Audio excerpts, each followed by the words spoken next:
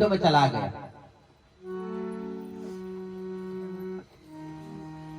जिन्होंने गाय चराई हो ना जंगल में, अगर हम 2-4 घरों से गौ माता को ले गए हैं चराने के लिए, और कोई जिनसे वो गौ माता नहीं मिली है, कोई अन्य गाय आ जाए, तो सभी अपना अपना प्रभाव जमाना चाहते हैं कि पहले हमारा सामना करना पड़ेगा। तो पहले युद्ध होता है, और युद्ध के उपरांत तब जाकर के फिर उनका मिलन होता है। ऐसे ही कंच का भेजा हुआ एक दैत्य, उसने भी एक बछड़े का जैसा रूप धारण करके, बनावटी चीज तो अलग ही पहचानी जाती है, और झुंड में शामिल हो गया। और जैसे ही जितने भी बछड़े थे, गौ माता थी, वो सब भयभीत होने लग गई, घबराने लग गए, सबने कान खड़े कर दिए। और इस लीला को कृष्ण ने बलराम को बताया, और तुरंत उसके पीछे के पैर को पकड़ा है, आकाश मार्ग तक फेंकता जितना वेग था, और धड़ाम से पृथ्वी पर गिरा, और भगवान ने उसका भी उद्धार किया। सभी ग्वाल बाल आनंदित हो गए। अरे वन में हमारे प्रभु ने एक छोटी सी लीला, नंद बाबा भी देख करके आश्चर्यचकित हो गए, कि सोचा कि यहाँ गोकुल में उल्कापात हो रहा है, और यहाँ वृंदावन में आए, और वृंदावन में भी आज नहीं छोड़ा जा रहा। बक नाम का असुर, उसने अपना तीखा चोंच बना करके सोचा कि वह भी कंच के द्वारा, और देखते देखते भगवान ने उसका भी उद्धार किया। आगे अघासुर को भेजा। देखो, जिसके अंदर भय है वो कईयों को भेजता है अपने काल को मारने के लिए। और आज सुखदेव जी कहते कि राजन, आगे भगवान उस वृंदावन की हरी हरी घास को गौ माता चरते हुए, भगवान जब अपनी बंशी को बजाते हैं, अनेक प्रकार की क्रीड़ाएं करते हुए आज जो है बछड़े आगे की ओर जाते हैं, और चरते चरते गौ माता बहुत आगे निकल जाती है। और उसी समय अघासुर नाम का एक दैत्य, और इन दैत्यों की कथाओं को तुरंत कर डालना चाहिए। जब आसुरी वृत्तियां मन में आई, तो इनको कैसे मारना है? भगवान का भजन करते हुए, भगवान की कथाओं से कभी कभी मन अशांत हो जाता है ना, कभी कभी मन नहीं लगता है, और इनकी कथाओं को लंबी नहीं करनी चाहिए, कि आसुरी वृत्ति हमारे जीवन में कहीं अपना प्रभाव तो न जमा दें। और तुरंत इनकी कथाओं को भगवान के नाम से, भगवान की कीर्तन से, भगवान की महिमाओं को मनन करते हुए, ऐसे आसुरी वृत्तियां आती है मन में, कभी कभी राग द्वेष छल कपट, ऐसा जब आता है तो उसमें हरि भजन करना चाहिए, भगवान की कथाओं का स्मरण। इसीलिए पहले भक्ति श्रवण, अगर श्रवण हमने जीवन में किया होगा, ऐसी आसुरी वृत्तियां जीवन में आएंगी तो मनन करने के भी सामर्थ्य। 9 प्रकार से प्रभु को भजा जाता है, उनमें से एक भक्ति भी हमारे जीवन में होगी, तो ऐसे अघासुर बगासुर तृणावत हमारे जीवन में कुछ भी नहीं कर पाए आएंगे। नाम में इतनी बड़ी महिमा है कि वह जिस प्रकार से एक माचिस का तिनका कूड़े के ढेर को भस्म कर देते, उसी प्रकार से प्रभु के नाम में इतनी महिमा। वाणी में नाम आते ही जो भी वासनाएं हैं वह शांत हो जाता है। आगे देखते देखते जब भगवान ये लीला कर रहे हैं, आकाश पे पुष्प वृष्टि हो रही है, उस लीलाओं को देखने के लिए देवता देवांगनाएं अप्सराएं उस लीला को देखने के लिए, और ब्रह्मा जी भी आज आगे एक दिन ग्वाल बालों को चराते हुए आगे की ओर जा रहे थे, और सब ग्वाल बालों ने एक झुंड बनाया। अभी समझोगे ही नहीं, अगर गाय चराई होती, नाश्ता ले जाते हैं ना, क्या कहते हैं उसको बताओ तो जरा। कलयुग। तो कलेवा महाराज आज सब ग्वाल बाल पोटली बांध करके ले गए हैं। एक अर्ध चंद्राकार बनाया है और कहा जहां स्वादिष्ट शीतल जल बह रहा हो, और उसके पास में अर्ध चंद्राकार और गौ माता हरी घास चरते चरते आगे निकल। और ब्रह्मा जी ने सोचा कि आज मैं अपनी लीला और जितने भी आज गाय थी बछड़े थे उनको एक अंतःकरण में छुपा दिया। जब कलेवा खा करके भगवान ने सोचा कि आज हमारी गौ माता अभी तक नहीं आई, और नित्य जब गौ माता भटकते भटकते अन्य चले जाती तो भगवान अपनी बंशी से 7 स्वरों को, जैसे ही बंशी की तान सुनते ही गौ का बछड़ा अगर दूध पी रहा हो वह दूध पीना छोड़ करके, गौ माता घास चरी हो रंबाते हुए प्रभु को घेर लेते। ऐसा वात्सल्य उनके अंदर प्रेम था। आज प्रभु ने अपनी बंशी बजाई है, एक भी गौ माता वापस नहीं आई। देखते देखते आज सभी ग्वाल बालों को वहां चारों तरफ दृष्टि दौड़ाई कि आखिर इतने गाय बछड़े कहां गए। दिव्य चक्षु से, ये चक्षु कैसे मिलते हैं? जब हम नित्य कर्म करेंगे, नित्य प्रभु की कथा सुनेंगे या सुनी ही कथा का मनन करेंगे तो अपने आप ही हमें मार्ग मिलेगा। भगवान ने दिव्य चक्षु से जान लिया कि ये ब्रह्मा की करतूत है। ब्रह्मा को जो मोह हो गया था, इनके मोह को मैं नाश करने के लिए प्रभु ने जितने गाय, जो ग्वालवाल की जो गाय जो रंग की थी, जैसे खुर थे, जैसे सींग थे, जैसे कान थे, वैसे ही बना दिया।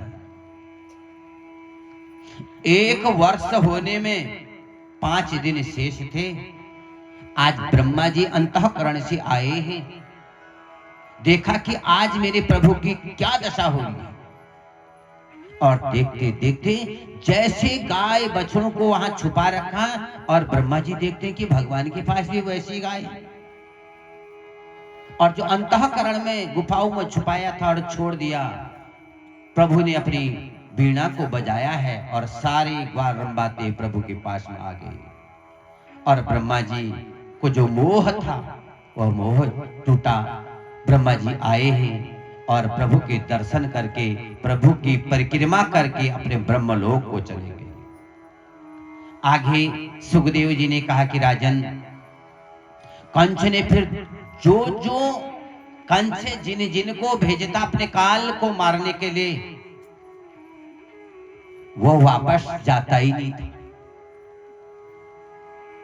जो उनके दूत जे गुप्तचर, वह सब समाचार कंस को बता देते कि पूतना मरी, तृणावत मरा, बकासुर, अघासुर, अब धेनुकासुर को भेज दिया। और वृंदावन आज गोवर्धन की तराई पर, यमुना के तट पर आज गौओं को चराने की लीला की प्रभु ने।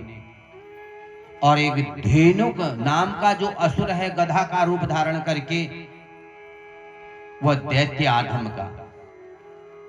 और देखते देखते प्रभु ने भी जैसे एक सिंह एक भेड़िए को अपना निवाला बना लेता है, प्रभु ने भी स्पर्श करते ही आज धेनुकासुर का उद्धार किया है। और सभी बालक ग्वाल बाल प्रसन्न हो गए। और आज देखते देखते एक दिन ग्वाल बालकों को, गौ माता को, बलराम जी आज ब्रज की यात्रा में गए हैं। ब्रज में हमारा समाचार हमारे इष्ट सखा संबंधी कैसे हैं, कृष्ण ने भेज दिया कि जाओ जरा वहां का समाचार देना कि हम सब सुरक्षित हैं। भगवान कृष्ण आज अकेले हैं और सभी ग्वाल बालकों को, गाय बछड़ों को प्यास लगी और यमुना के जल में आज जल पीने के लिए गए। और सब वहां पर यमुना के जल में सभी दूषित हो गया। उस जल में कालिया नाग ने अपना घर डेरा जमाया था और जो भी पक्षी उस यमुना से उड़ता, इतना जहरीला वहां पर जहर बन गया था, यमुना को दूषित कर दिया था। कोई पक्षी उड़ रहा है वो जहर से वो भी उसी में पड़ जाता था। जैसे ग्वाल वालों ने, गायों ने उस यमुना के जल को पिया और सभी अचेतन हो गए। भगवान ने सोचा कि ये यमुना के जल में क्या है ऐसा, और वहां पर एक कालिया नाग का कुंड है और जहर के कारण से वो जल खोल रहा था। और भगवान ने अपने दुपट्टे को कमर से कसा है और कदम्ब के पेड़ में चल दिए और वहां से यमुना में कूद लगा दी। ग्वाल बाल घबरा गए कि आज तो बलराम भी नहीं है। जिस जल को पीने से हमारी चेतनता चली गई और प्रभु ने आज यमुना में कूद लगा दी। और कदम्ब के पहले जो ताड़ के फल थे, ताड़ के फल को गिराया है और कालिया नाग चिढ़ गया। आज सोचने लगा कि ये मेरी सीमा है, यहां किसकी हिम्मत है जो यहां पर यमुना के जल पर जिसने प्रवेश किया। नाग पास में प्रभु को बांध दिया है और जैसे ही प्रभु ने अपना शरीर को बढ़ाना चाहा, उसके फन के ऊपर चढ़ गए और प्रभु का तांडव नृत्य करने लगे। और सोचा कि अब कालिया नाग उनके भार को सह नहीं पाया। और उसी समय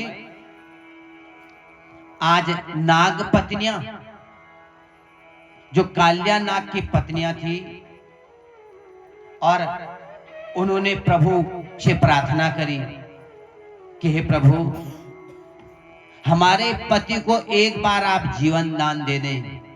कई प्रकार से प्रभु को भजा है और प्रभु का नाम लेने से प्रभु अंतःकरण में, बंधन में पड़ते हैं। इसलिए नाम और कथा की महिमा इसीलिए गाई गई। और कलयुग में तो विशेष कलौ केशव कीर्तनाथ, विशेष कलयुग में इतना बड़ा हमें मिला है। हमें जप करने की आवश्यकता नहीं है, तप करने की आवश्यकता नहीं है, योग समाधिस्थ होने की आवश्यकता नहीं है। केवल गेहे गेहे जने जने जहां कथा होती है, इस कथा को महाराज अपने काम को छोड़ करके ये कथा सुननी चाहिए। ये तो जीवन है। जब तक हमारे हाथ पांव चलेंगे, जब तक हम संसार में हैं, तब तक ये काम चलते रहेंगे महाराज। कभी कोई काम पूर्ण हुआ, कभी नहीं हुआ। तो काम के साथ जिसने नाम ले लिया, जिसने कथा सुन ली, उसका जीवन है महाराज। नागपत्नी ने बहुत प्रकार से प्रार्थना करी है कि एक बार आप जीवन दान दे दें। आइए किस प्रकार से नागपत्नी ने प्रभु को अपने पति की रक्षा के लिए, पत्नी में इतनी बड़ी शक्ति है, चाहे पति कितना भी पतित हो, चाहे वो बाजार में जुआ खेल रहेगा, कथा सुनने नहीं आएंगे। और माँ ममतामयी करुणामयी, कितना काम है माँ के लिए वो माँ जानती है। सुबह 5 बजे से उठने से रात्रि 10 बजे तक उसके पांव चलते रहते हैं। और उसके उपरांत भी वह धन्य है माँ, जो अपना ऐसे धर्म कर्म में भी भाग लेती है। तो ऐसे नागपत्नी ने अपने पति को बचाने के लिए आज प्रभु के चरण में जाकर के बैठ गए और खूब अपने भावों को प्रकट किया है। आइए एक क्षण हम है उस प्रभु का नाम बोले। जब नाग पत्नियों को जीवन दान दे दिया, तो हम तो महाराज मानव हैं, हम तो प्रभु की कथा को सुन ले हैं। बोले आनंद कंद भगवान की जय हो। मैं तो जपूं सदा तेरा नाम, दयालु दया करो। मैं तो जपूं सदा तेरा नाम, दयालु दया करो।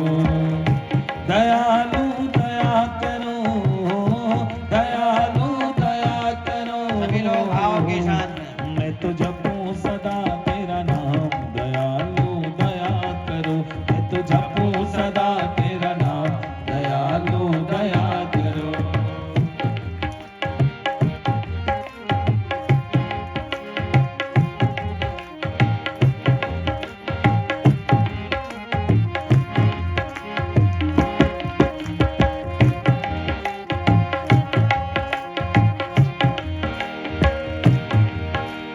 द्वार खड़े हैं भक्त तुम्हारे, द्वार खड़े हैं भक्त तुम्हारे, अपनी दया के खोलो द्वारे, अपनी दया के खोलो द्वारे, पूर्ण हो सब काम दयालु दया करो, और पूर्ण हो सब काम दयालु दया करो। मैं तो जपूं सदा तेरा नाम दयालु दया करो, दयालु दया करो, दयालु दया करो। मैं तो जपूं सदा तेरा नाम दयालु दया करो, मैं तो जपूं सदा तेरा नाम दयालु दया करो।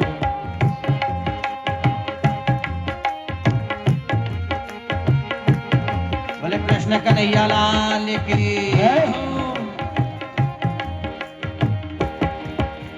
भजन व कीर्तन गाऊं तेरा, भजन व कीर्तन गाऊं तेरा, नित्योठ नाम ध्याऊं मैं तेरा, नित्योठ नाम ध्याऊं मैं तेरा। कृष्ण कृष्ण श्री राम दयालु दया करो, और कृष्ण कृष्ण श्री राम दयालु दया करो। मैं तो जपूं सदा तेरा नाम दयालु दया करो, मैं तो जपूं सदा तेरा नाम दयालु दया करो, दयालु दया करो, दयालु दया करो। मैं तो जपूं सदा तेरा नाम दयालु दया करो, मैं तो जपूं सदा तेरा नाम दयालु दया करो।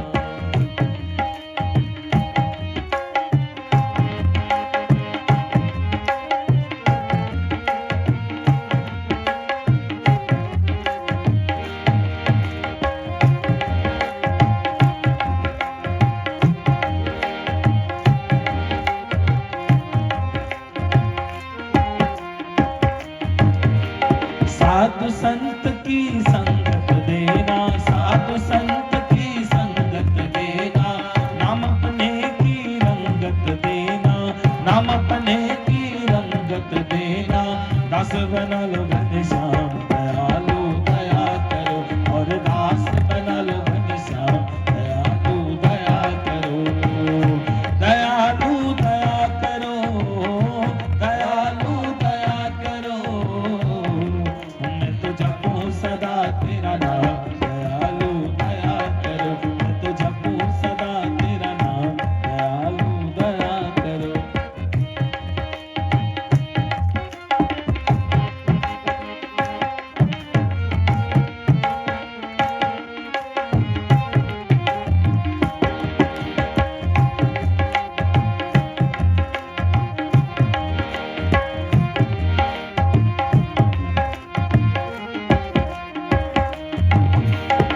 मेरे मन की ज्योति जगा दो, मेरे मन की ज्योति जगा दो, मुझको अपना रूप दिखा दो, मुझको अपना रूप दिखा दो। पहुंचा दो निज धाम दयालु दया करो, और पहुंचा दो निज धाम दयालु दया करो। मैं तो जपूं सदा तेरा नाम दयालु दया करो, मैं तो जपूं सदा तेरा नाम दयालु दया करो, दयालु दया करो, दयालु दया करो। मैं तो जपूं सदा तेरा नाम दयालु दया करो, मैं तो जपूं सदा तेरा नाम दयालु दया करो। कृपालु कृपा करो, दयालु दया करो, कृपालु कृपा करो, दयालु दया करो। बोले कृष्ण कन्हैया लाल की जय हो। जगदम्बे मैया की जय हो। आज पति की रक्षा के लिए पत्नी ने प्रार्थना करी है ब्रह्महंस। भगवान धनु पर नृत्य कर रहे हैं। उनकी प्रार्थना सुनकर के भगवान को भी आनंद आया कि पति तो पतित है, क्योंकि इस पतन से बचाने वाली पत्नी है।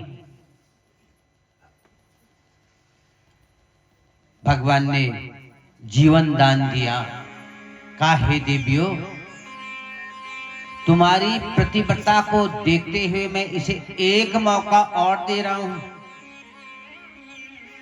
आप इस स्थान को छोड़ दें, आप रमण द्वीप समुद्र में जाकर के अपने परिवार सहित आप वहां रहें।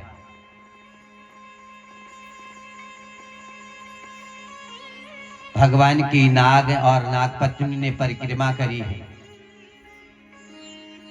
और भगवान ने कहा कि इस यमुना में जो पवित्र होकर के स्नान करेगा, हव्यादि से देवताओं को प्रसन्न और कव्यादि से अपने पूर्वजों के लिए तर्पण करेगा, ये कोई सामान्य स्थान नहीं है। आज हम यमुना जी में स्नान करते हैं। यमुना का काम एक ही है कि उसका पाप का हरण कर लेना, परंतु हम वहां से और भी पाप कर्म करके आते हैं। किस इसीलिए तो यमुना मैया आज लुप्त हो रही है। पहले से नौले कुएं होते थे ना, कोई नौ जानते हो, नौला, अपने घर में मुंह धो करके तब जाकर के उस जल को प्रणाम करते हुए वहां से मटके में बाल्टी में हम जल लाते थे। और जब विवाह के उपरांत जब नौला सिलाने जाते ना, आजकल कहां, अब तो घर के अंदर नल हैं, अब सब हमारी देखो पुरानी जो ऋषि परंपरा है सब छूट गई। मतलब कितना आनंद आता था सब नौला पूजने। उस नौले में कैसा भी अकाल नल तो आ जाए है महाराज, जितने ग्रामवासी होते थे उसमें जल, वह जल पीने का काम भी आता था, गौ माता का काम भी आता था, नहाने धोने का काम भी आता था।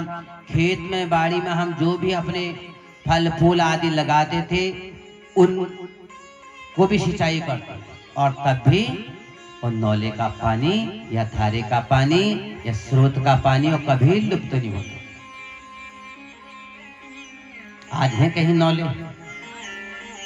तो महाराज इन नौलों का पूजन पवित्र होकर के जो गंगा मैया से प्रार्थना करता, गंगा मैया सदा रहती है। भगवान ने कहा कि यहाँ पर हे नागपत्नियों, तुमने मेरे नाम, हजारों नामों का उच्चारण किया है और इसलिए इसका महत्व और बढ़ गया है। जो भी मानव, जो भी भक्त इस तीर्थ में आकर के स्नान करके वहां देव तर्पण, ऋषि तर्पण और पितृ तर्पण से पितरों को और देवों को प्रसन्न करता है, और जो एक क्षण बैठ करके वहां पर भगवान का भजन कर लेता है, वह तीर्थ की महिमा, तीर्थ का महत्व और बढ़ जाता है हमारा। ऐसे तीर्थों में, ऐसे कथाओं में, ऐसे देवालय मंदिरों में जाकर के अपनी व्यथाओं को वहां पर नहीं गाना है, केवल अपने आप बीती केवल प्रभु से ही करो। जो भी सुख की बातें, दुख की बातें हैं, प्रभु से करो। प्रभु एक दिन सुनेगा, उसका निवारण करेगा। इसीलिए तो तीर्थ आज जा रहे हैं। तीर्थ का महत्व, तीर्थ का जो सार है वह चला गया। वह दूषित करने वाले भी हम ही हैं, कोई बाहर का नहीं है हमारा। इसीलिए इन कथाओं से हमें एक शिक्षा मिलती है। धन्य है ऐसे गंगा मैया बह रही यहां पर, नित्य उठते ही दर्शन हो रहा है, कितना सौभाग्य है। साक्षात क्षेत्रीय बागनाथ जी यहां पर है, मां चामुंडा यहां पर है, जिनके दर्शन मात्र से, नाम मात्र से ही जीवन धन्य हो जाता है हमारा। ये सब हमारे हाथ में है। बड़े तीर्थों में जाकर के कोई फल नहीं है। प्रथम तीर्थ है माता पिता, उनके चरणों में बैठ करके एक बार आशीर्वाद ले लिया तो सारे तीर्थ तो वहीं आ जाता। ऐसा आज कौन कर रहा है? जब तक ऐसा मन में भावना आए, मन में जिज्ञासा न जागे, तब तक जीवन व्यर्थ है हमारा। आज भगवान ने स्थान दिए कि हे नागपत्नियों, अपने पति को लेकर के रमण द्वीप समुद्र में जाकर के अपना परिवार को वहां बसाओ। यहां पर संत महात्मा ऋषि गंधर्व मानव अनेक प्रकार के आकर के भगवान का भजन करेंगे, तर्पण करेंगे, हवन करेंगे, अपने पूर्वजों का और अपना उद्धार करेंगे। आगे भगवान ने लीला करी और भगवान कृष्ण बलराम दिव्य माला गंध आदि से आभूषणों से पूजित होकर के बाहर जैसे कुंड से आए और सभी ने पहले वहां ग्वाल बालू ने पूजन किया हो यमुना का, और सभी देवता भी आकाश से भगवान के ऊपर मानो पुष्प वर्षा कर रहे। ढोल नगाड़े संकट ध्वनि अपने आप होने लग गई, वेद की ऋचाएं कानों में सुनने लग गई, जिसकी ध्वनि को सुन करके दिनचर्या अच्छी हो जाती है। होता है ना, बागनाथ की घंटी बजती है ना, मन में कितनी शांति मिलती है। पड़ोसी के घर शंख बजती है तो मन बड़ा आनंदित होता है। शंख को सुनने का भी फल है, और प्रत्येक घर में शंख ध्वनि होनी चाहिए। महाराज, शंख बजाने से कि आगमनार्थम तु देवानाम, हम पूजा में बैठ रहे ना नित्य, तो यजमान जी को हम कह रहे कि पहले शंख बजाओ। शंख बजाने से, शंख की ध्वनि सुनने से देवताओं के यहां आनंद आ जाता है। और भय किसके अंदर होता है? जिस घर में शंख बजती है, भय कहां होता है? कि गमनार्थम तु राक्षसाम, जो अलाए बलाए हैं, जो घर को संकटों ने घेर रखा है, जो मन एकाग्र नहीं हो रहा है, जो मन के अंदर मधु कैटप ने आकर के डेरा जमा दिया है, रक्त बीज ने डेरा जमा दिया है, वह ध्वनि है शंख में मात्र कि आगमनार्थम तो देवानाम। शंख बजाने से देवताओं का आगमन। किसी के द्वार पर जाते हो ना, मंदिर में जाते पहले घंटी बजाते हो ना, घंटी बजाने से जो हमारे अंतःकरण के वासनाएं हैं, वो वासना वहीं शांत हो जाती है। और ऐसे फिर अंदर हम दर्शन करते हैं, वह दर्शन का फल मिलता है महाराज। इसी प्रकार के घर में भी कई प्रकार की वासनाएं, हम आए दूसरा आया, कहते हो ना आज घर को नजर लग गई, ये नजर कहीं भाग करके चले जाएगी। जो नित्य शंख, अब सुबह उठो शंख बजा दो, नहीं माना, उसकी भी एक विधि है। दिया बत्ती करके भगवान को स्नान करके और आरती करके शंख ध्वनि, प्रातः काल और संध्या काल में जिस घर में शंख, वहां देवताओं का आगमन होता है। और देवता आकर के उसके घर की रक्षा करना वो देवताओं का कर्तव्य बन जाता है। जो कलुषित मन हो गया है, जो मन अशांत है, जो अशांत मन में कथाएं जीवन में उतर ही नहीं रही हैं, ये जीवन में आने लगेगा। एक दिन की चर्या ही अलग हो जाएगी महाराज। और तब आगे जाने के उपरांत यमुना के तट पर आधी रात ब्रजवासियों ने चारों तरफ से जाकर के रात्र में जंगल में आग, जैसा कि अब यमुना में शाम हो गई थी तो उसी के किनारे पर जितने भी कृष्ण के साथ ग्वाल बाल थे सो गए और अकस्मात उस वन में आग लग गई और सबकी नींद खुली कि अब हम भाग नहीं सकते, चारों तरफ से आग ने घेर लिया है।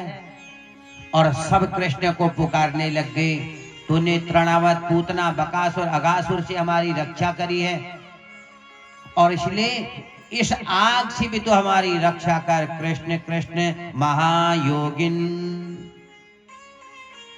हे कृष्ण, तुमने प्रत्येक संकट से हमको बचाया है, भगवान जागे हैं। भगवान ने आग को मानव अंजलि में लेकर के उसका पान करके सभी को आनंद आया। आगे प्रलंबा असुर का उद्धार किया। प्रलंब नाम का असुर आया और भगवान समझ गए कि ये भी कोई आघात पहुंचाने के लिए आ रहा है। भगवान के द्वार में किस भाव से हम जाएं, कैसा हमारे मन में है, ये तो अंतर्यामी है, वह सब जान जाते हैं हमारा। वहां मन्नत मत मांगो, हम किस भाव से गए हैं और भाव परमात्मा जान जाता है, वह अवश्य में वो दे देगा। देखते देखते भगवान ने प्रलंबासुर का उद्धार किया। आगे हेमंत ऋतु आई। बताओ तो हेमंत ऋतु कब आती है? इपन्योनल हेमंत ऋतु, सब तली रहो या मलकिन है।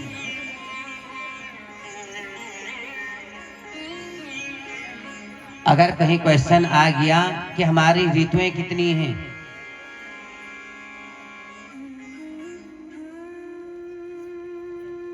बसंत ऋतु तो महाराज शुरू है गया।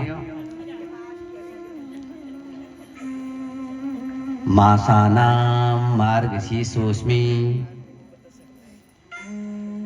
इसलिए गीता पढ़ो महाराज, हिंदी अनुवाद तब भी पढ़ो, रामायण को पढ़ो, चौपाइयों को उसका अर्थ पढ़ो, बालकांड जरा पढ़ो महाराज, और कांड मत भी पढ़ो, बालकांड में सब कुछ लिख दिया है।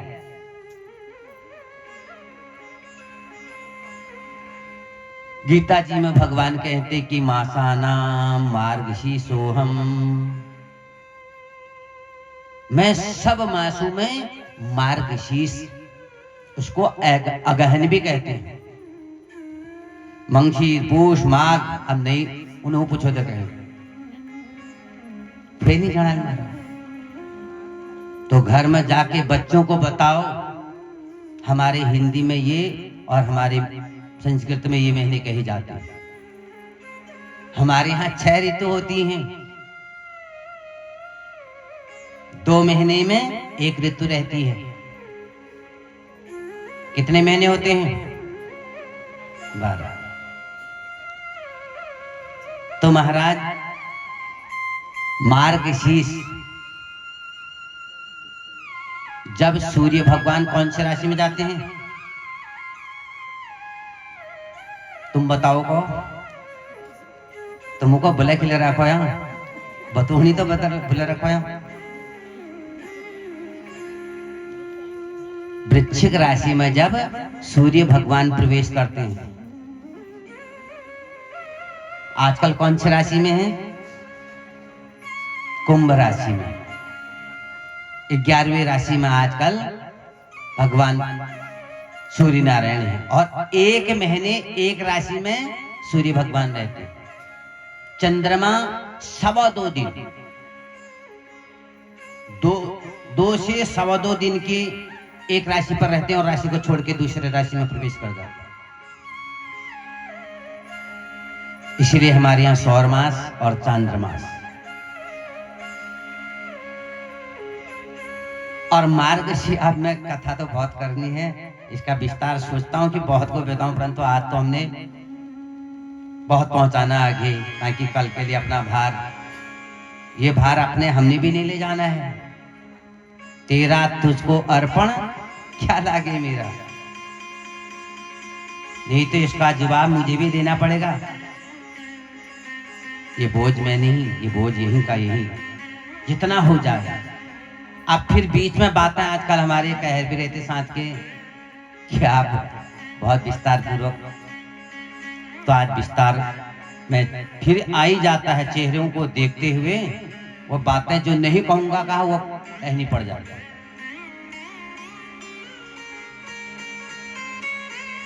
हेमंत ऋतु मार्गशीर्ष के महीने में ब्रज की गोप कुमारियां, हाँ दूसरी बात, किसी कन्या का विवाह नहीं, आज तो कन्या खो गई। पहले वो कुछ नहीं, महाराज हम चली लीजिए कोई बर बताया, हाँ उल्टा हो गया, उल्टा समय आया। मैं आके चेले बदलती हम के निमांगो महाराज उका खान पकौन नीलाला हमका रोट खबर दी, तुम केवल वह होई खबर दी। यह है कि विपरीत दिशा, विपरीत समय आ गया। ऐसी ब्रज कुमारियां वो भी विवाह करना चाहती थी, सांसारिक पतियों से नहीं। हाँ कारणवश किसी कन्या का विवाह ना हो रहा हो तो ये मंत्र को याद कर लें। ये भागवत जी में इसका वर्णन है कि कात्यायनी महामाये महायोगिन्यधीश्वरी नंद गोपसुतम देहि पतिम मे कुरुते नमः। इस मंत्र से घर में संपुट 3 या 5 संपुट हो जाए और जैसा वह पति चाहती है वो पति उसको अनुकूल मिलता है। ये भागवत जी में इसका वर्णन। अब संपुट तुम बोला संपुट के हूं, वो पंडितों का काम है। ऐसे संपुट 3, 5, 9 संपुट घर में हो जाए, यथा समय पर उसके मन के अनुकूल जैसा वो चाहती है वैसा उसे पति मिल जाता है। ऐसे हेमंत ऋतु जब आई, पति तो चाह रहे हैं कि कृष्ण हमें मिले और आराधन किसका कर रही है? कात्यायनी देवी का। मार्गशीर्ष के महीने में बहुत गर्म होना उन्हें होए बल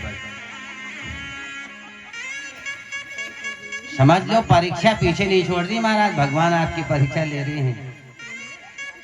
ना होता ठंडा पानी पत्ता चला मंगशिरा मेहण से या जेठा मेहण से।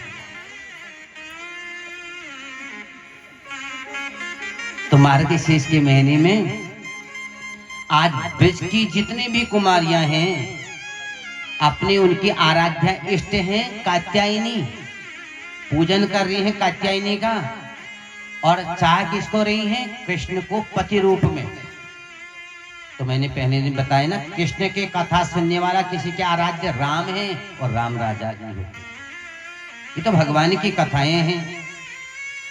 और प्रतिदिन ब्रज कुमारियों को दर्शन दिया है कात्यायनी मां ने। और उषा काल जानते हो, घा काटा सा बाटा फना, घास काटी किसी ने। उषा काल जानते हो? कब तक रहती उषा काल? तो हम अपने महाराज जो हमारे यहाँ के संस्कार हैं, जो हमारी संस्कृति है, हम भूलते जा रहे हैं। केक काटते हो? केक सबको पता होगा केक कैसे काटते हो, अंग्रेज बन गए ना। उषा काल, कल सुबह उठना 4 बजे से 6 बजे के बीच में देखना, घास के ऊपर जल की बूंदें, और जैसे जैसे सूर्य नारायण भगवान बढ़ते हैं वैसे वैसे जल की बूंदें पृथ्वी पर गिर जाती। अगर किसी को प्राप्त करना है, कोई कामना किसी की है, तो उषा काल में जागना पड़ता है। और ये ब्रज कुमारियां जागी हैं और प्रतिदिन इन्हें कि चुपचाप उठा, दरवाजे भी हल्के से, ताकि पड़ोसी को वो भी उठ जाएगा, उसे भी फल मिल जाएगा। ऐसा नहीं करना है। ब्रज कुमारियां आज जागी हैं, एक ने दूसरे को जगाया है। सखियों, इतना प्रेम, और प्रत्येक पड़ोस में प्रेम होना चाहिए महाराज। और ये कथाओं में, ये कथा क्या कहती है, हम क्या कह रहे हैं कि शत्रवः मित्रताम यान्तो मित्राणाम उदयस्तव। हम यजमान जी को नित्य आशीर्वचन दे रहे हैं और उसमें मंत्र बोल रहे हैं। जब हम पुण्यवाचन साध वचन यजमान जी को दे रहे हैं तो सभी ब्राह्मण जिनको वर्ण किया गया यहाँ, वो ब्राह्मण आकर के अपने यजमान जी को आशीर्वाद दे रहे हैं। और क्या कह रहे हैं मंत्र में कि मंत्रार्था सफला संतु पूर्णा संतु मनोरथा। और तीसरा क्या करेंगे, शत्रवः मित्रताम यान्तु मित्राणाम उदयस्तव। ये कथा क्या कहती है कि हमारे कुछ अज्ञानता के कारण ना पड़ोस में कुछ कहासुनी हो जाती है, और स्वाभाविक है, सब जगह है। और कब, जब तक अज्ञानता जीवन में रहती है।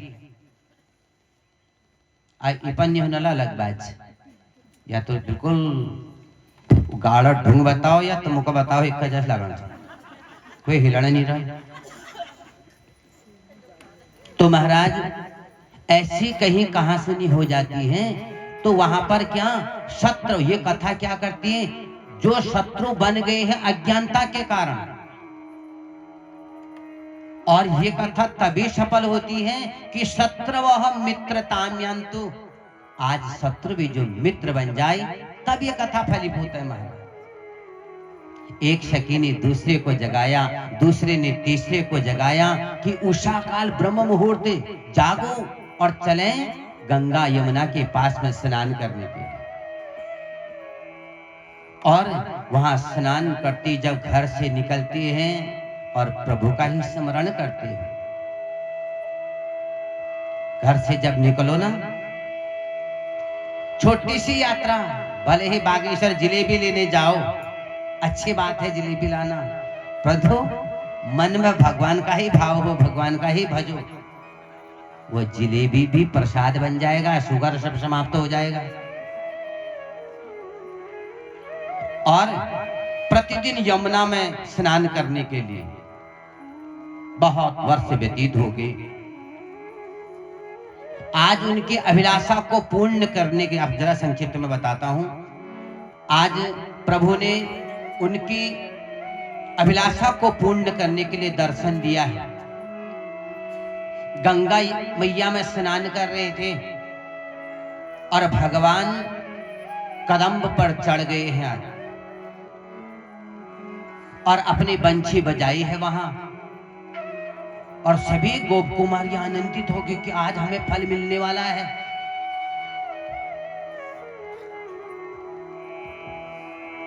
और एक एक करके गोपी प्रभु के चरणों में गई हैं, भगवान से प्रार्थना करने लगे। प्रभु ने कहा कि अभी तुम्हारे अंदर वासनाएं हैं।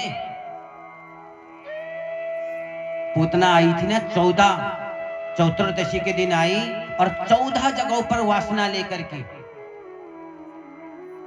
जब तक ये वासनाओं का नाश नहीं हो जाता है तब तक प्रभु से मिलना बहुत असंभव। भगवान ने उनकी गलती उनको बताई। जल के देवता कौन है?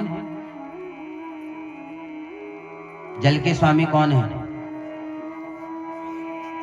बिलोरी वाले, बागेश्वर वाले, बिलौना वाले या बागेश्वर वाले? धन्य सा माताओं, यह पहल फैर होने के काती जल के देवता। अगर कोई क्वेश्चन आ जाए क्या करोगे फिर? आने वाला समय है महाराज, न तुमको ऋतु ज्ञान, न तुम जला जप्त स्वामी को छन, 10 दिशाओं के स्वामी हैं। और वैसे ही जल के भी स्वामी हैं वरुण देव। देखो वरुण देव ने कितना दर्शन दिया आज। कि यज्ञात भवति पर्जन्या यज्ञ कर्म समुद्भव। जहां यज्ञ यागादि होते हैं और वहां वरुण देव प्रसन्न होकर के हमें आशीर्वाद दे करके, यही तो आशीर्वाद है। यज्ञात भवति पर्जन्या, यज्ञ करने से क्या देवता प्रसन्न होते हैं और वहां से हमें आशीर्वाद में जल के रूप में देते हैं। और जल से चराचर धरती सींचती है। जो बीज सूख गया हुआ अंकुरित होता है, जड़ी बूटियां अपने आप ही खेतों में हरे भरे, और जिससे चराचर प्राणी आनंदित होते हैं। अरे तुम तो मनुष्य छा महाराज, पानी नहीं आलो ने तुम पा यश यश मशीन छन, तुम पानी प्रबंध कर देला। हम संकल्प लगोनी नहीं हम कि द्विपद चतुष्पदा नाम, द्विपैर वाल तो अपन कल्याण करे ले महाराज, उनको भगवान ने बुद्धि दे रखी। और चतुष्पदा नाम जो चराचर बनु में जो पशु छन महाराज, उनर शुभता लीजिए ये यज्ञ करी जाओ, तब यही तो मानो छू। यही तो हमारे भारत धर्म छ महाराज, दया भाव कि मैं ही रहूं मैं ही खाऊं ना।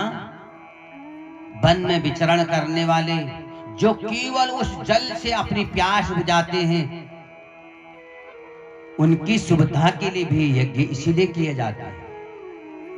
और मैं नित्य संकल्प में लगा रहा हूं यहाँ कि द्विपद चतुष्पदानाम समस्त कामना संसिद्ध्यर्थम, जिसकी जो कामनाएं हैं हमारी तो होंगी पूर्ण, और जो चराचर जो बेजुबान हैं, जिनको आज पशु की भांति ला करके काट करके हम अपना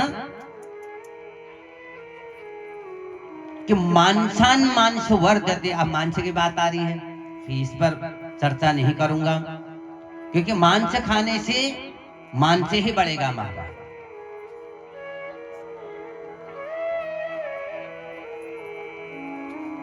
ये समय था सत्युग त्रेता द्वापर में, कलयुग में नहीं है महाराज। सत्युग में देवताओं ने जिसके कामना के लिए जो पशु बलि दी और बाद में उसे जीवन दान में दिया। कलयुग में असंभव है किसी कामना से किसी को मारो और फिर उसको जीवन दान देने की सामर्थ्य है किसी में? नहीं महाराज। और आज कहा कि वरुण, आज जल के स्वामी है वरुण। तुमने जल में स्नान किया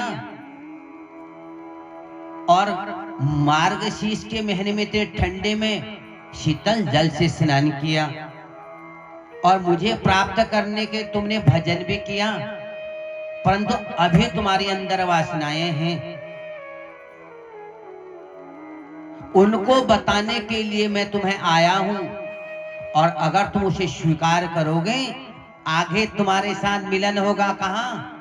शरद पूर्णिमा कब होती है? जेठे महीने में, बैसाख महीने में?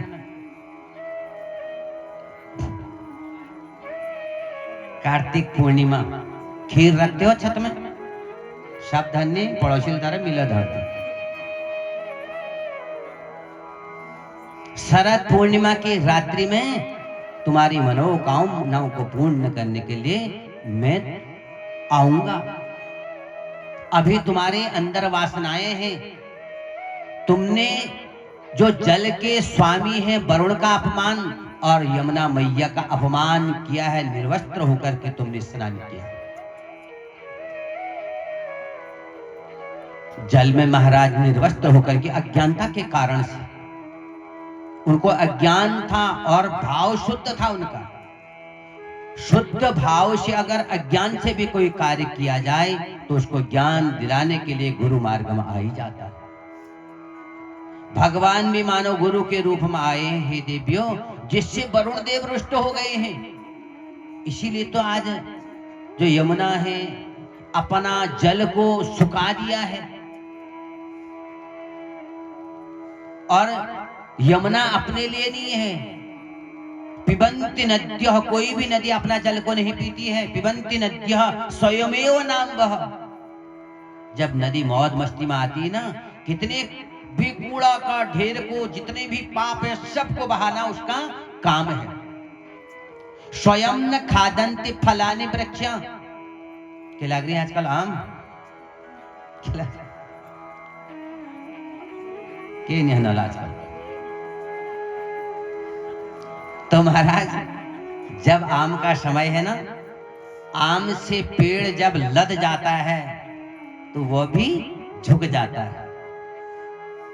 स्वयं न खादन्ति फलानि वृक्षा, क्या जब पूर्ण रूप से लद जाता है, पक जाता है, क्या पेड़ अपने आमों को स्वयं खा जाता है? नहीं माना, दूसरे के लिए। तो ऐसे ही जो हमारे अंदर ज्ञान है, इस ज्ञान को कब तक दबाए रखोगे? इस ज्ञान का जब तक प्रसार और प्रसार नहीं करोगे तब तक जीवन में पात्रता आ ही नहीं सकती। इतना बताते हुए भगवान ने उनका आभास दिलाया। भगवान की परिक्रमाएं करते हुए आज भगवान ने वचन दिया था कि शरद पूर्णिमा के दिन तुम्हारे साथ तुम्हारी मनोकामनाओं को पूर्ण करने के लिए मैं आऊंगा। इतना कहते हुए भगवान अंतर्धान हो गए। सुखदेव जी कहते कि राजन, आगे कथा में बता रहे हैं कि संकल्पो विदितः साध्यो भवतीनां मदर्शनम मयान्मोदितः सोष्यो सत्यो भवतुमर्हसि। सुखदेव जी बता रहे हैं राजा परीक्षित को कि राजन, आगे एक बार वन में जितना भी कलेवा ले गए थे ना, कब तक रहेगा? रखा हुआ धन कब तक रहेगा महाराज बताओ तो? अगर हमारे पास 50 रुपया है और आगे हम काम करना बंद कर दें तो ये 50 हमारे आजीविका का पूरा कर देगा? नहीं महाराज। जब ब्रज को छोड़ा है तो थोड़ा थोड़ा अपने गांठ पाड़ करके लाए थे खाने पीने की सामग्री, और सब आज समापन हो गया। सब ग्वाल बाल आज प्रभु को पुकारे, हमें जोर से भूख लग रही है। और कहीं न कहीं से जिस प्रकार से तुमने प्लम्बासुर, अगासुर, बगासुर से हमको जीवन दान दिया है, और इसी प्रकार से आज हमारी पेट की रक्षा, हमें बहुत जोर से भूख लग रही है। भगवान ने कहा कि पासी में अंगिरस गोत्र, अच्छा गोत्र जान सा, किसी का कोई गोत्र होता है ना, जानते हो? या एक ने भारद्वाज कहा, होड़ लग गई सबकी भारद्वाजी भारद्वाजी भारद्वाज। हमारे गोत्र कौन है? किस ऋषि के हम वंशज हैं, संतान है? कौन सा पर्व है जब गोत्राचार होता है ना? 3 पीढ़ी के नाम, खड्ग विद्या, रणक्षेत्रा, राजवंशा, श्रीमान अमुक अमुक, कहा उस समय बिल्कुल सीना, अरे हम हैं, इसके संतान हैं, इसके वंशज हैं, भले उसके बारे में कुछ भी पता ना हो। और आज कहा कि कुछ ही पास में अंगिरस गोत्र के ब्राह्मण वेद पाठी हैं और यज्ञ कर रहे हैं, जाओ उनसे तुम भोजन सामग्री मांग के लाना, अगर नहीं देंगे मेरा नाम लेना। सभी ग्वाल बाल गए हैं और उन्होंने भगवान का नाम भी लिया, परंतु अपने यज्ञ में मस्त थे, उनकी एक भी नहीं सुनी, निराश होकर के वापस आए हैं। आगे कहा कि फिर जाओ आप तुम उनकी पत्नियों से कहना। और जैसे ही ग्वाल बाल वहां गए हैं, ब्राह्मण पत्नी से कहा कि हमारे प्रभु, हमारे कृष्ण ने हमको भेजा है और हमें बहुत जोर की भूख प्यास लगी। सुनते ही यज्ञ को छोड़ करके जितने भी दही माखन आदि मेवा मिष्ठान्न था उसकी गठरी बांधी और अपने बालकों को छोड़ करके मेरे प्रभु यहां आए हैं, दर्शन के लालायित होकर के चले गए। भगवान की पूजा की है, भगवान का परिक्रमा करी है, भगवान ने उनकी मन की बात को, उनकी कामनाओं को पूर्ण किया है।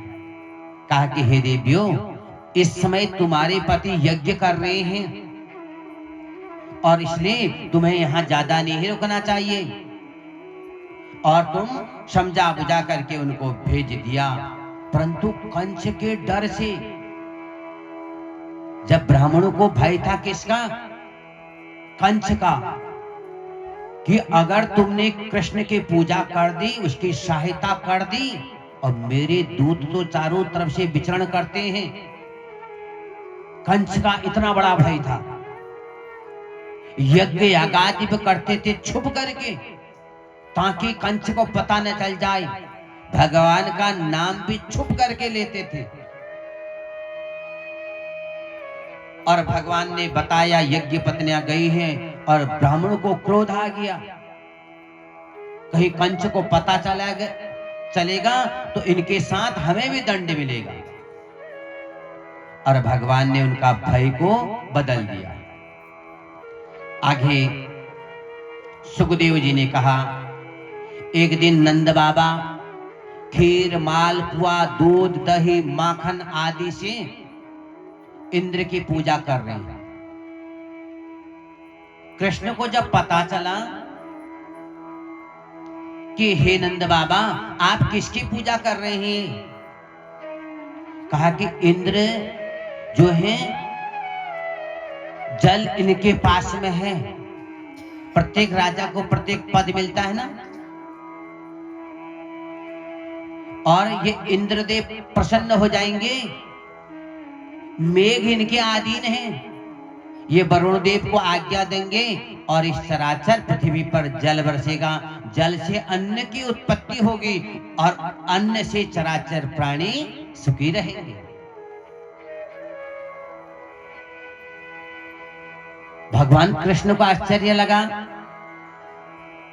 कि पूर्व में जगन्नाथ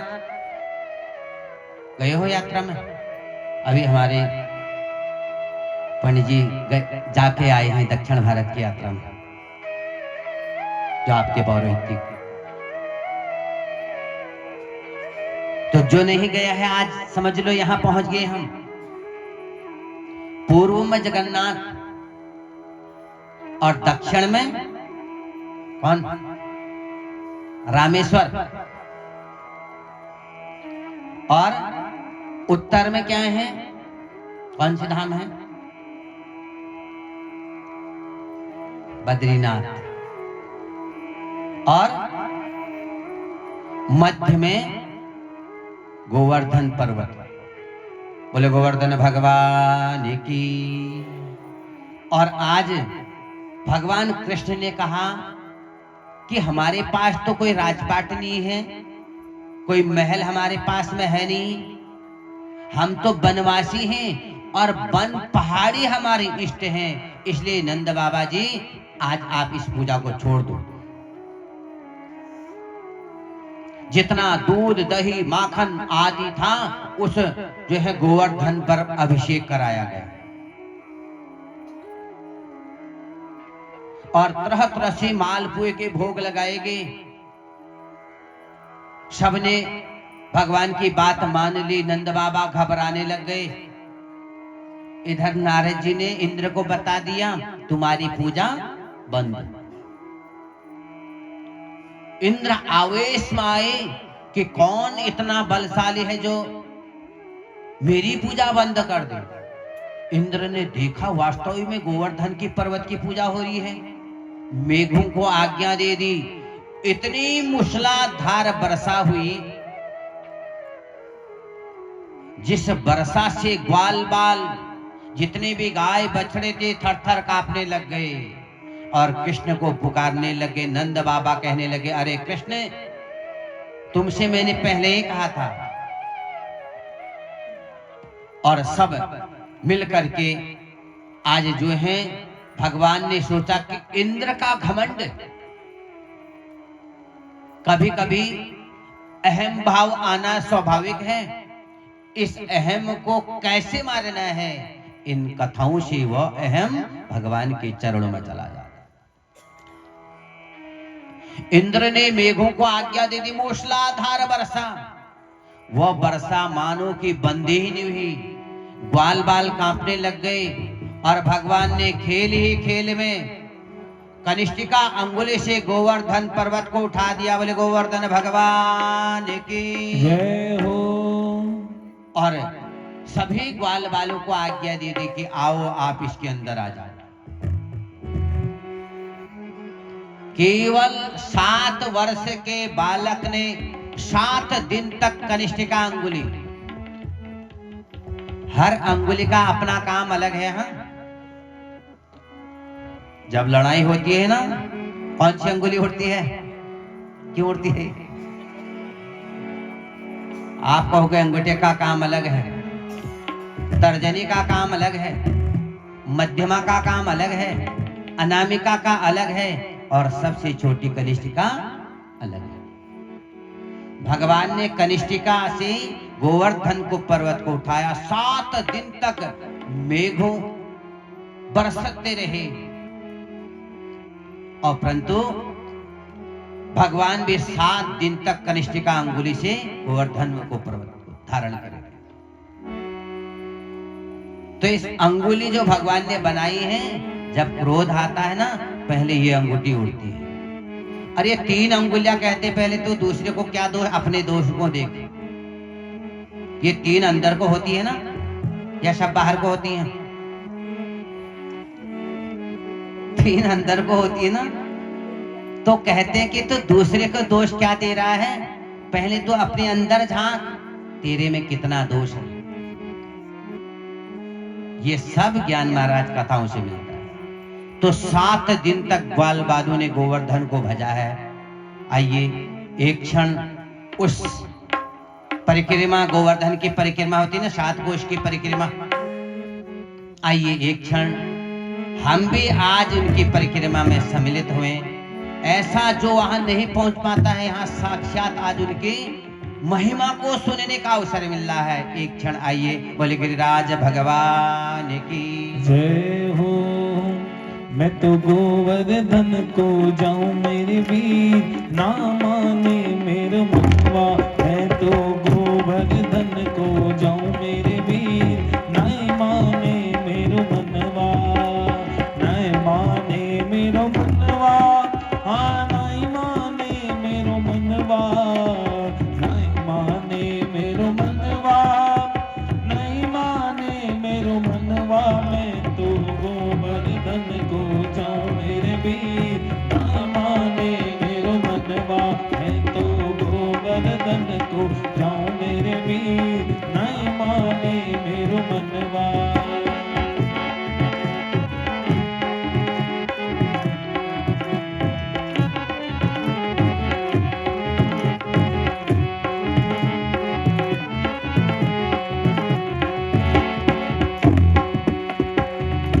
कोस की दे परिक्रमा, 7 कोस की दे परिक्रमा, 7 कोस की दे परिक्रमा, 7 कोस की दे परिक्रमा। मैं तो मानस गंगा नाऊं मेरे वीर, ना माने मेरो मनवा।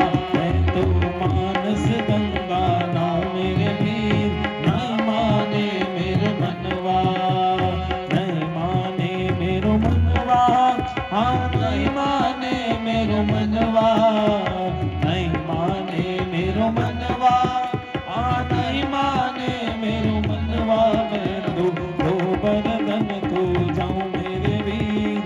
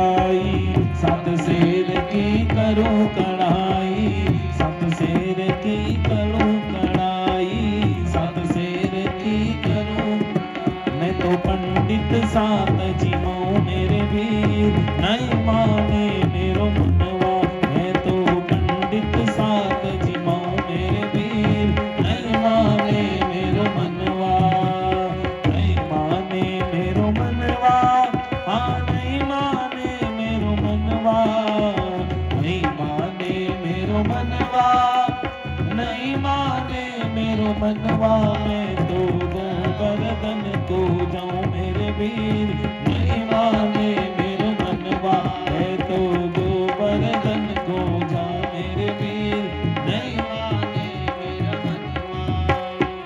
एक रुपा की पाव जलेबी, एक रुपा की पाव जलेबी, एक रुपा की पाव जलेबी, एक रुपा की पाव जलेबी, मैं तो बैठी सड़क पे खाऊं मेरे वीर, नहीं माने मेरा मनवा, मैं तो बैठी सड़क पे खाऊं मेरे वीर, नहीं माने मेरो मनवा, नहीं माने मेरो मनवा, हाँ नहीं माने मेरो मनवा, नहीं माने मेरो मनवा, हाँ नहीं माने मेरो मनवा, मैं तो दो बरदन को जाऊं मेरे वीर, नहीं माने मेरो मनवा, मैं तो दो बरदन को जाऊं मेरे वीर, नहीं माने मेरो मनवा।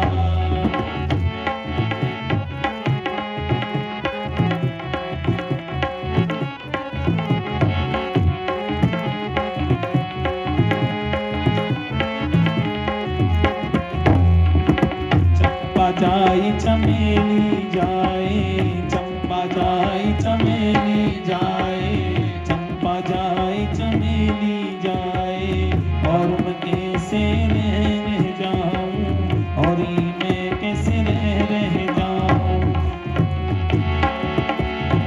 श्री गिरिराज पे दूध चढ़ाऊं, श्री गिरिराज पे दूध चढ़ाऊं, मैं तो पेड़ा भोग लगाऊं मेरे वीर, नहीं माने मेरो मनवा, मैं तो पेड़ा भोग लगाऊं मेरे वीर, नहीं माने मेरो मनवा, नहीं माने मेरो मनवा, हाँ नहीं माने मेरो मनवा, नहीं माने मेरो मनवा, हाँ नहीं माने मेरो मनवा, मैं तो दो बरदन को जाऊं मेरे वीर, नहीं माने मेरो मनवा, मैं तो दो बरदन को जाऊं मेरे वीर, नहीं माने मेरो मनवा, नहीं माने मेरो मनवा, नहीं माने मेरो मनवा, नहीं माने मेरो मनवा, हाँ नहीं माने मेरो मनवा, मैं तो दो बरदन को जाऊं मेरे वीर, नहीं माने मेरो मनवा, मैं तो दो बरदन को जाऊं मेरे वीर, नहीं माने मेरो मनवा, मैं तो दो बरदन को जाऊं मेरे वीर, नहीं माने मेरो मनवा, नहीं माने मेरो मनवा, नहीं माने मेरो मनवा। बोले कृष्ण कन्हैया लाल की जय हो। आज देखते देखते इंद्र का जो घमंड, भगवान ने उसके घमंड को भी शांत किया, मेघ वापस बुलाने पड़े, और जब मेघ शांत हो गई, वर्षा बंद हो गई, बाल बाल बाहर आए, गोवर्धन पर्वत जैसा था वैसे का वैसे ही रख दिया। तब से गोवर्धन की महिमा बढ़ गई। इंद्र इंद्रासन से आए, भगवान की परिक्रमा करके अपने अहमता में क्षमा याचना मांगने लगे। भगवान ने उनको वरदान दिया। आगे नंद बाबा जी एक दिन एकादशी का व्रत करते हो ना? कौन करते एकादशी का व्रत? एकादशी सारे व्रत किसी कामना के लिए हैं, केवल एकादशी का व्रत और जीवन में अपनाना चाहिए महाराज एकादशी।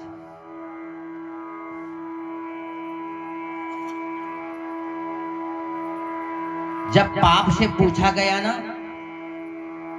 कि मैं किसकी शरण में जाऊं, तो उन्होंने कहा एकादशी के दिन जो अन्न खाता है सारे पाप अन्न में चले जाएंगे, और विशेष जो स्वस्थ हैं उनको तो चावल और रोटी भी नहीं खाना है। अब जो बुजुर्ग हैं दवा सेवन करते हैं, व्रत लेते हैं, और नहीं तो उसमें तो फलाहार की व्यवस्था होती है। और एकादशी का व्रतम स्वयं को मिलता है हमारा। कोई पुत्र के लिए लेता है, कोई विद्या के लिए लेता है, कोई पति के लिए लेता है, कोई अन्य कामनाओं के लिए लेता है। वो कामनाओं की पूर्ति तक रह जाती है।